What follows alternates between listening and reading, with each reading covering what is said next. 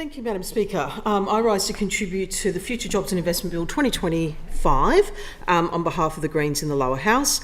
And of course, Abigail Boyd MLC is our spokesperson for energy and just transitions.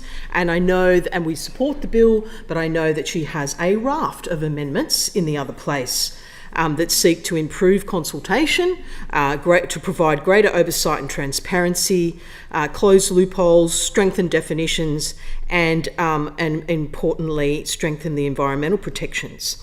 Madam Speaker, I say at the outset that we support the member for Lake Macquarie's amendments, but we don't support the opposition amendments that are being put here today. But I will say in the words, whilst we support this, and I've got a few things to say, but I will say in the words of someone from the Hunter Jobs Alliance that it's so important that it sounds amazing. And I have sat in this place for nearly 12 years listening to some amazing things. And it wasn't that long ago that I was sitting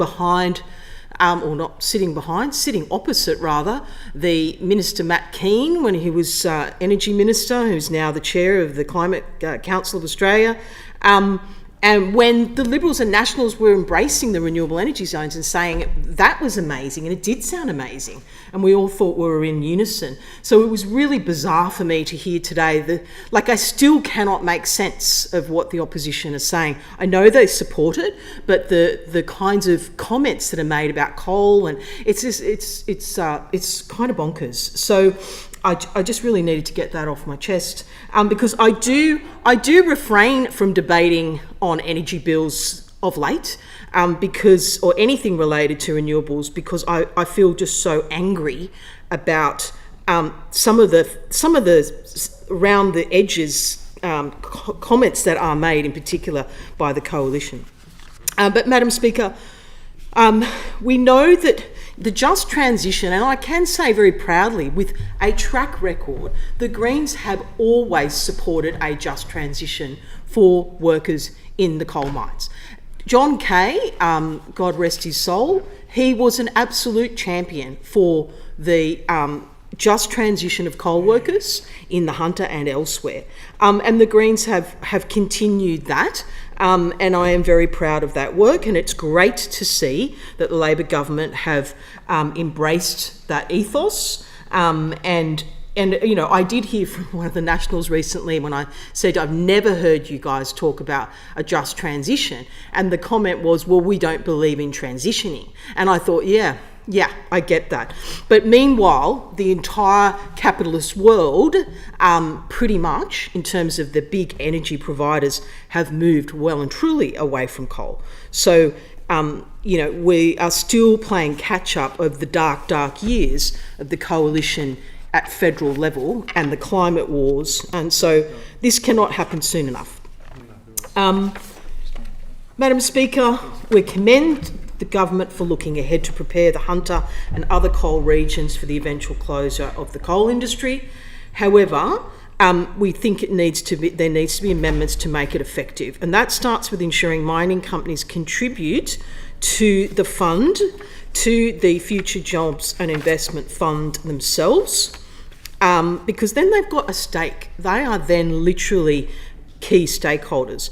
And we think that we need to ensure that they contribute and directly fund workforce transition. It's responsible, including retraining, redeployment, financial guidance, and facilitated access to new employment opportunities. And I must say, I saw recently when we look at across the world the loss of jobs in mining or manufacturing indeed, it isn't just the job, it isn't just the money, it's an identity, it's an entire, and as we know, and I'm not meaning to school the members here who represent coal mining communities, they know better than I do that we're talking about multi-generation. So this is really important, and we think that corporation themselves, that the coal companies need to play that role.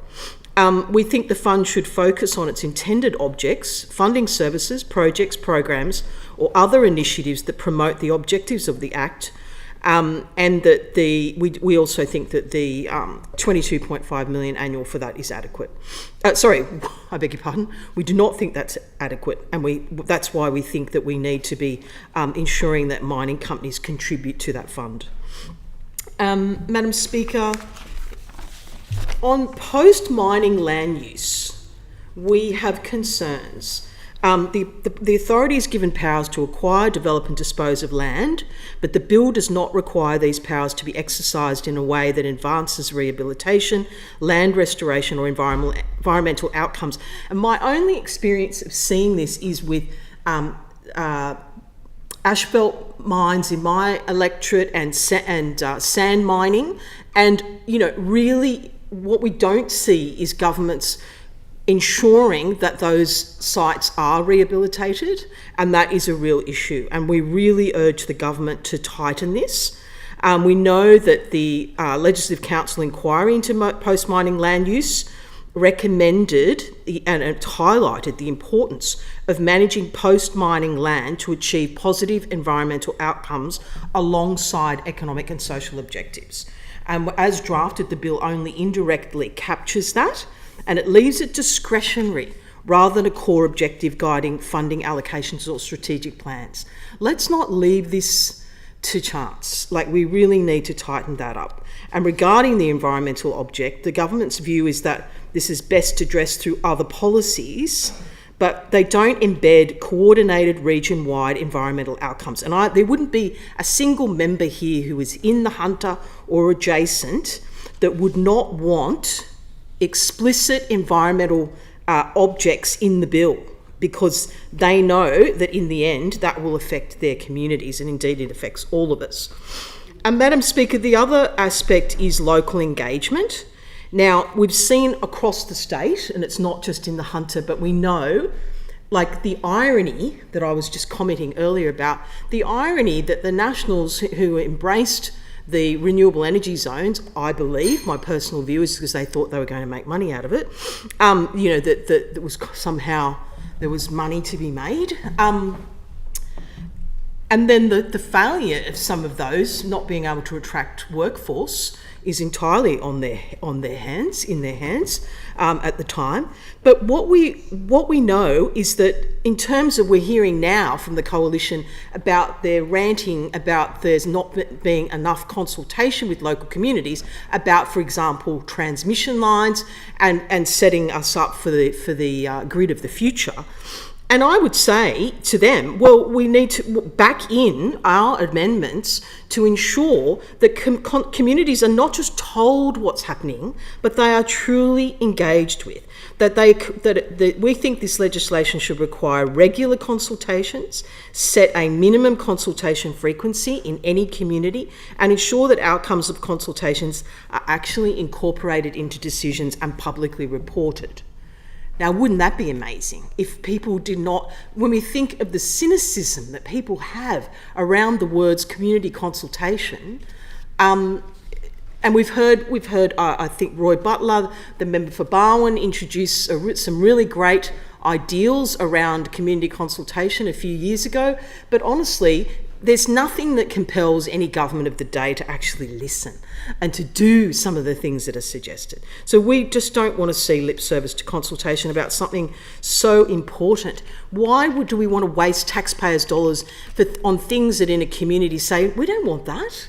It was great to hear the Minister for Skills and TAFE talking about being able to curate training and development in community that's just actually matches the need and the desire, because it's going to be diverse. It's not going to be a one-size-fits-all. People coming out of the coal industry, there needs to be a wide range of options, and it needs to be really tailored and quite bespoke, and that will cost money. So we want to see that. And just a big shout out, of course, to the Hunter Jobs Alliance for their work. We love the substantive worker protective elements of the bill in Part 7 with the 3-year notice. And penalties for false or misleading information. And we believe that this moves New South Wales closer to international best practice with a framework for advanced planning and not sudden closure. And because we know that the devastation that has on community and their health, well-being, economic security, and people's morale. Thank you.